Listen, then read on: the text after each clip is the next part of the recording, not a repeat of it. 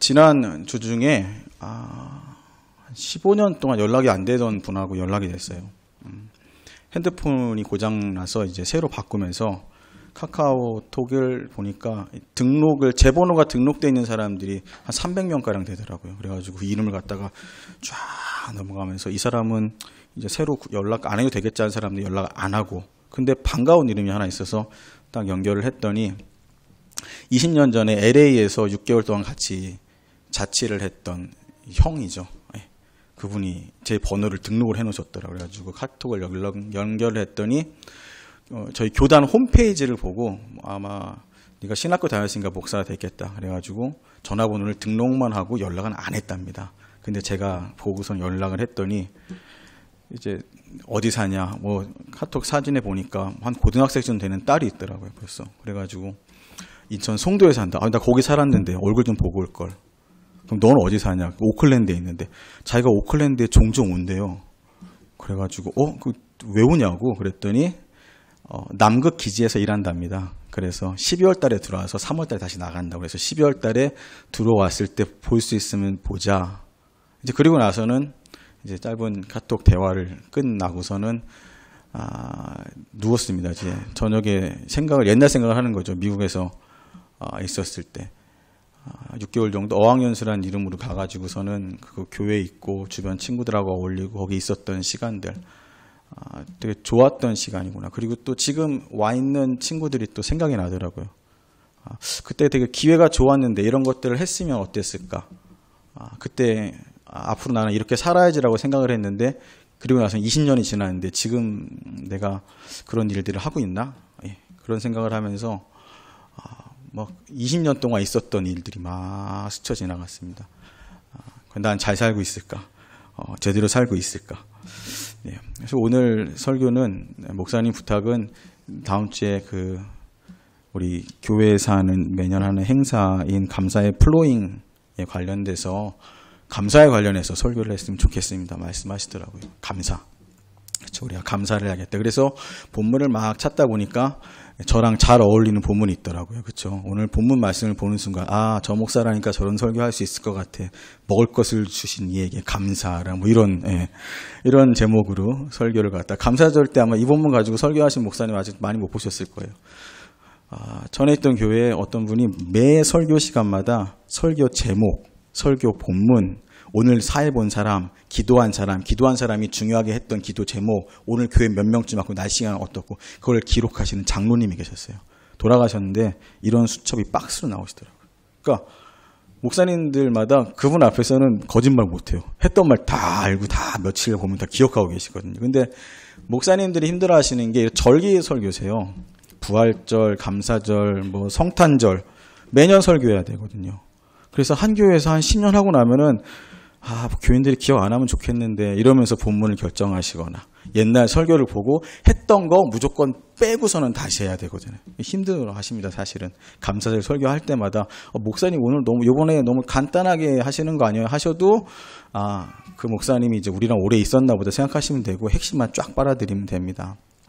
오늘 말씀을 통해서 늘 있는 일상이 얼마나 감사할 일이고, 또 일상의 감사가 우리가 지금부터 또한 하나님 만날 그때까지의 감사로 어떻게 이어지는지 한번 생각해 보시고, 감사하는 마음이 막 이렇게 흘러 넘치는 시간 되기를 간절히 소망합니다.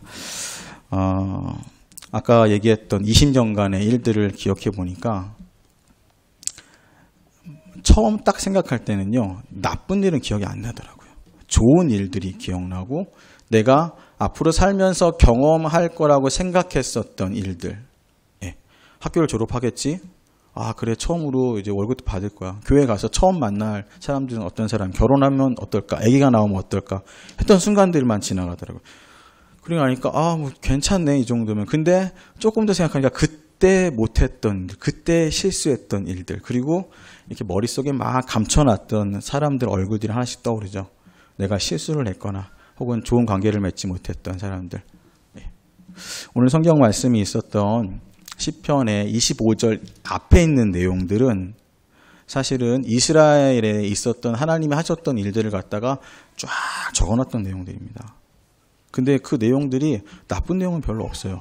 좋은 내용들이 있어요. 한번 시간 나서 집에 가서 꼭 보시기 바랍니다. 그 앞에 뭐 바로에게 구원하셨고, 그 다음에 바다를 갖다가 쫙 갈라가지고서는 아쿠아리움 들어가게 하셔가지고서는 지나간 다음에 상대편 군인들 다 죽이는 피비린내나는 현장을 즐겁게 박수치면서 보게 하셨고, 뭐 이런 내용들이 나와 있는 거거든요. 그리고는 그 가나안 땅에 있었던 싸움 잘했던 왕 이름들 한 2명 나오고요. 걔네들 다 때려 부셨습니다. 하나님이 잘하셨습니다. 지금까지 오게 하셨습니다. 우리에게 주신 게 답니다. 하지만 우리가 알고 있는 성경의 역사 가운데 그 가운데는 많은 일들이 있었습니다. 잘못해가지고요 14만 4천 명이 한 번에 죽은 적도 있고요. 예. 왕국이 분열됐고요. 분열되긴 전이네요. 아무튼 그 사이에 하나님을 배신했고 잘못했던 일들도 역사 가운데 쫙 있었던 겁니다.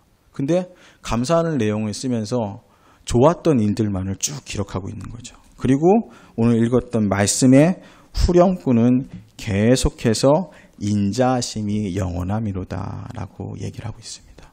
인자하심이 계속된다. 그래서 오늘 말씀 읽었던 25절을 갖다가 그냥 읽고 나면은 사실은 요즘에 나왔던 애들이 재밌게 봤던 영화가 있습니다. 시크릿 라이프 오브 펫이라고요. 예. 내 애완동물의 사생활? 뭐 이렇게 해서 나왔으니까 애완동물들이 주인님을 향해서 할 만한 이야기죠. 먹을 것을 주신 이에게 감사하나 주인님의 인자하심은 영원함이로다. 거의 그런 관계입니다. 그러니까 그렇게 되면 우리를 동물과 같은 레벨로 뚝 떨어뜨리는 것 같은 느낌이 드는 말씀이기도 합니다. 하지만 우리가 다시 한번 생각해 보면은 먹을 것이라고 하는 것, 하나님이 주신 음식들이라는 것은 우리가 매일마다 암송하는 주기도문과 연결이 되어 있습니다. 예. 주기도문 다들 외우시나요? 힘드신 분은 성경책을 한번 앞에 보시면은 하늘에 계신 우리 아버지부터 시작해서 시작된 이 성경 말씀에 우리를 위한 기도들, 사람을 위한 기도의 맨 처음은 일용할 양식을 주시옵고, 사실은 지금 생각하면은 밥 달라는 얘기 굳이 할 필요가 있을까? 오늘 밤 내가 잘 알아서 먹을 것 같은데. 얘기 안 하셔도 아침은 속이 안 좋으니까 거르고요. 내가 초이스로. 점심은 내가 좋아하는 사람 밥 먹을 거고요. 저녁은 우리 가족끼랑 같이 맛있게 고기 먹을 건데 그거 신경 안 쓰셔도 될 것 같은데 그거를 날마다 기도하라고 성경은 이야기를 합니다. 그러니까 일상에 관한 내용이죠. 아까 보셨던 영상은 잘 아시는 헬렌 켈러라는, 혹시 저 영상 보신 적 있으세요? 아마 다른 영상들은 많이 보셨을 거예요. 무슨 영상이냐면은 헬렌 켈러가 이제 쓴 시죠. 내가 3일 동안 눈을 뜰 수 있다면 뭐 이런 게 있어요. 그래가지고 첫째 날에는 뭐 해 뜨는 걸 볼 거고 영국 영화 볼 거고 좋아하는 사람과 같이 있고 하나님께 감사하겠습니다. 이런 내용들이 있는데 19살 때 열병이 있어가지고는 앞을 못 보고 말을 못하고 듣지를 못하고, 그러니까 말을 배울 수 있는 거는 아까 봤던 거와 똑같은 거죠. 이렇게 세 군데다가 손을 딱 대고서는 울림을 통해서, 그러니까 대화를 저 사람이랑 하려면은 제 입도 잘 닦아야 되지만 헬렌 켈러도 손을 깨끗이 닦고 와야 되는 거죠. 대고선 입술에 대고선 트 발음 다 안 해가지고 해야 되는 겁니다. 우리가 아무렇지도 않게 하는 말, 하지만 애들이 말하면 되게 신기하잖아요, 그렇죠? 지금 그 서진이 막 말 잘하더라고요. 이제 막 말 잘하네. 하지만 제가 말 잘한다고 누가 좋아하진 않잖아요. 목사님이 말도 하시지 않는구나. 저 무슨 말이야. 하지만 말 못하는 사람이 말하는 거는 그 사람의 일상이 되기까지는 어마어마한 고민과 힘듦이 있었고 영원히 안 될 것 같던 일들이 된 기적과 같은 일들이라는 겁니다. 그것을 누리고 있는 사람들이 우리라는 거죠. 그래서 오늘 본문 말씀에 나와 있던 먹을 것을 주시니에게 감사하라라는 말 앞에를 갖다가 자세히 보시면은 이게 모든 육체에게라는 단어가 붙습니다. 모든 육체에게. 우리만이 아닌 육체죠.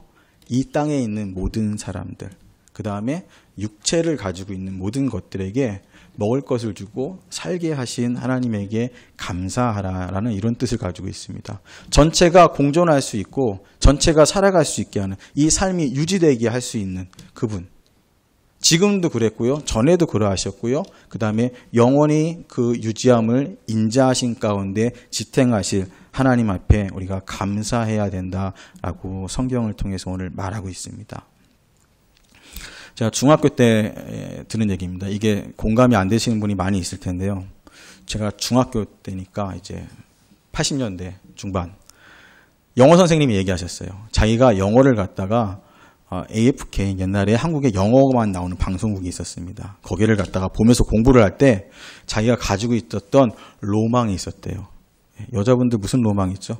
무슨 차를 몰고 남자가 나타나가지고 뭐 그렇게 내가 평생에 이 일을 하면 정말 행복하겠다. 이 로망이 뭐였냐면요.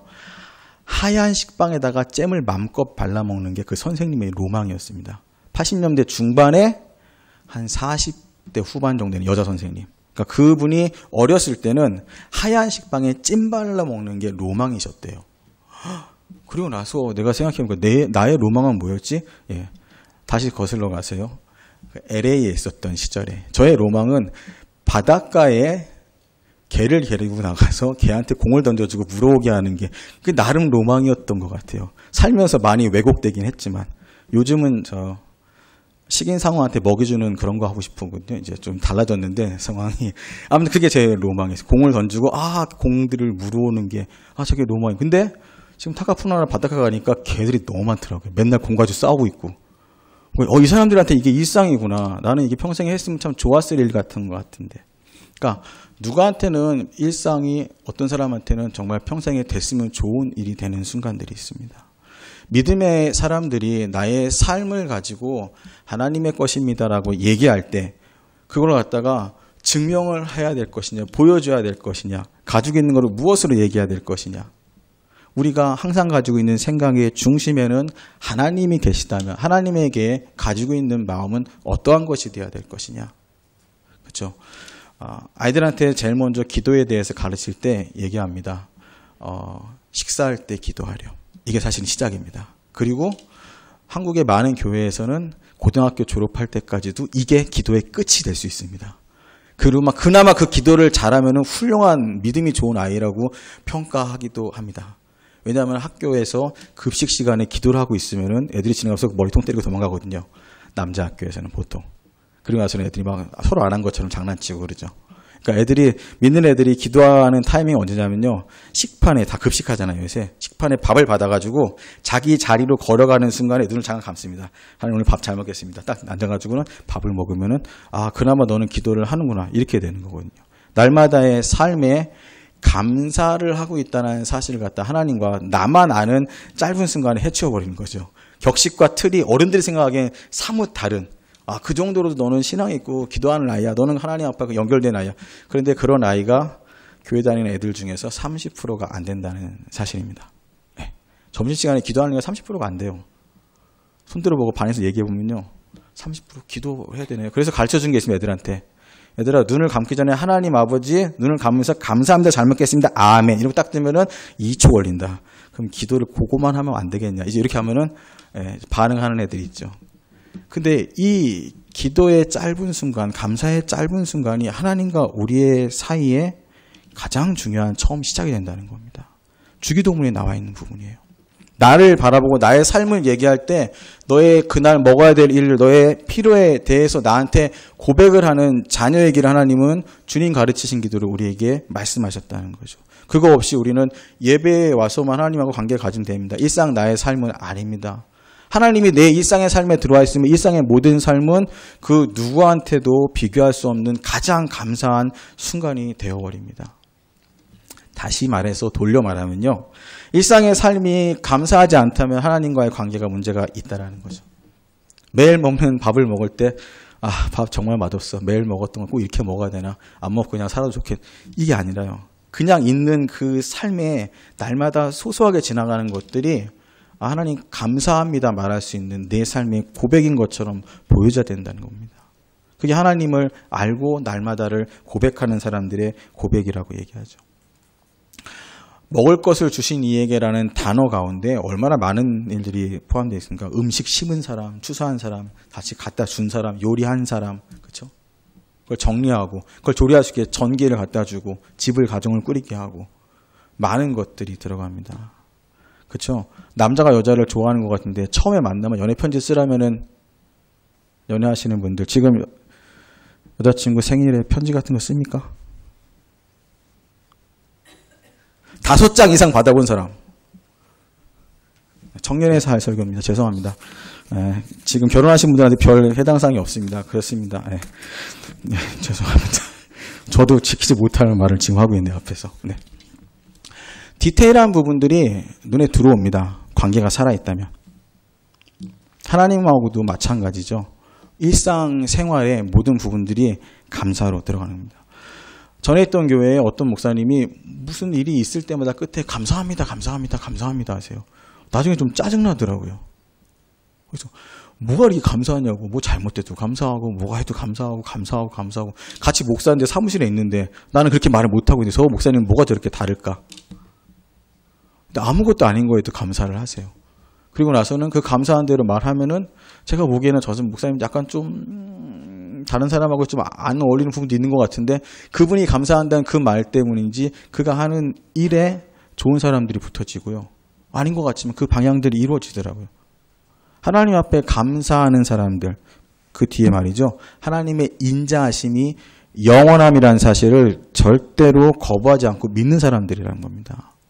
나의 지금의 순수한 한순간의 일들, 소소한 일들은 지금부터 하나님 만나기까지의 나의 삶의 모든 삶과 연결된 거죠. 선이 그어지면은 그 선을 이루는 것들은 점이라는 겁니다. 그래서 주기도문에 얘기했던 하나님의 그 말씀들, 왜 거기다 왜 뭐 일용할 양식에 대해서 써놨을까 했던 이야기는 더 깊은 의미가 있다는 겁니다. 날마다의 삶을 드리지 못하는, 날마다의 삶의 고백이 안 되는 사람들은 하나님 앞에 나아갈 수가 없다.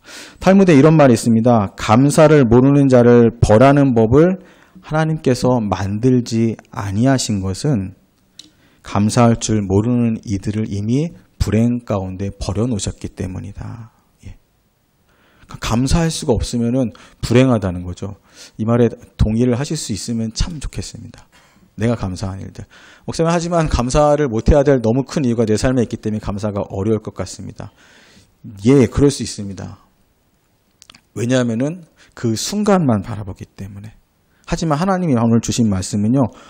먹을 육체, 오늘의 일용할 양식을 얘기하지만 하나님의 영원하신 인자하심에 우리는 기대고 있는 사람들이기 때문입니다.